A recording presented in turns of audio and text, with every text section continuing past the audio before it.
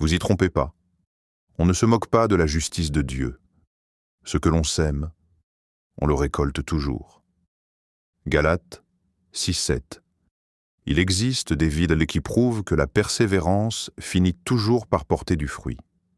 Brenda Ehart en est un exemple frappant. Professeure de sociologie, elle portait dans son cœur une douleur silencieuse, celle des enfants dits non adoptables du système de placement familial. Des enfants ballottés de foyer en foyer, privés de stabilité, souvent marqués par la négligence ou les abus. À 18 ans, beaucoup sortaient dits du système sans repère, livrés à eux-mêmes, sombrant parfois dans la rue, la délinquance ou la prison. Ce constat existait depuis des décennies. Pourtant, Brenda refusa de l'accepter comme une fatalité. Elle rêvait d'un lieu différent, un endroit où ses enfants seraient adoptés de façon permanente, entourés d'amour, soutenus par des parents engagés, des psychologues, des thérapeutes et même des seniors jouant le rôle de grands-parents bénévoles. Elle n'avait ni argent, ni relations influentes. On lui répétait sans cesse que son projet coûtait trop cher, que le problème était trop vaste. Mais elle ne renonça pas. Un jour, elle apprit qu'une ancienne base de l'armée de l'air, près de chez elle dans l'Illinois, allait fermer. Sur cette base se trouvait tout un quartier de maisons destiné autrefois aux familles de militaires. Brenda y vit une opportunité là où d'autres ne voyaient qu'un site abandonné. Sans expérience politique, sans pouvoir particulier, elle réussit pourtant à convaincre l'État de lui accorder $1 million. Elle acheta tout le quartier et lui donna un nom porteur d'espérance, Hope Meadows. Depuis son ouverture en 1994, Hope Meadows a permis à près d'une centaine d'enfants de sortir définitivement du système de placement pour rejoindre des foyers aimants et stables. Certains ont poursuivi des études supérieures, d'autres sont devenus des citoyens engagés et des membres actifs de leur communauté. Ce qui semblait impossible est devenu une réalité vivante, et le rêve continue de s'étendre. Brenda Ehart et son organisation ont récemment reçu de nouvelles subventions pour créer d'autres Hope Meadows à travers le pays.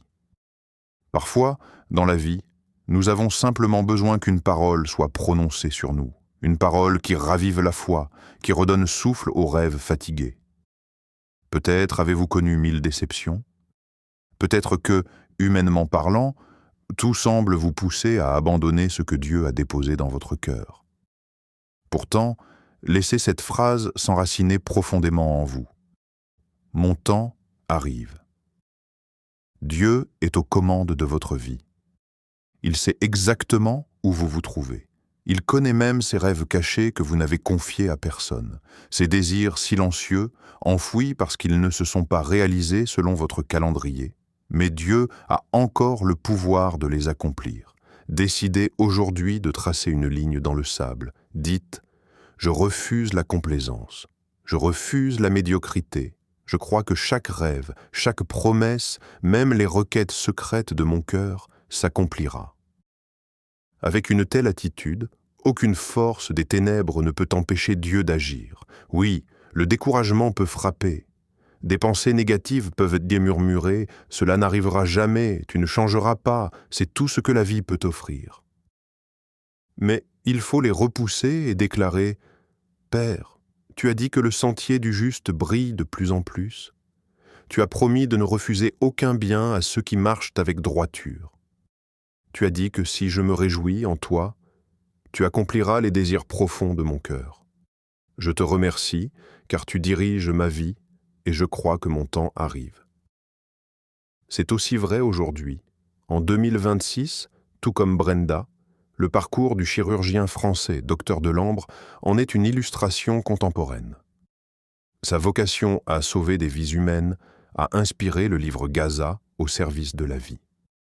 Cet ouvrage retrace l'histoire d'un médecin qui a pris le risque de se rendre à Gaza sous les bombes pour porter secours aux blessés aux côtés de l'Organisation mondiale de la santé.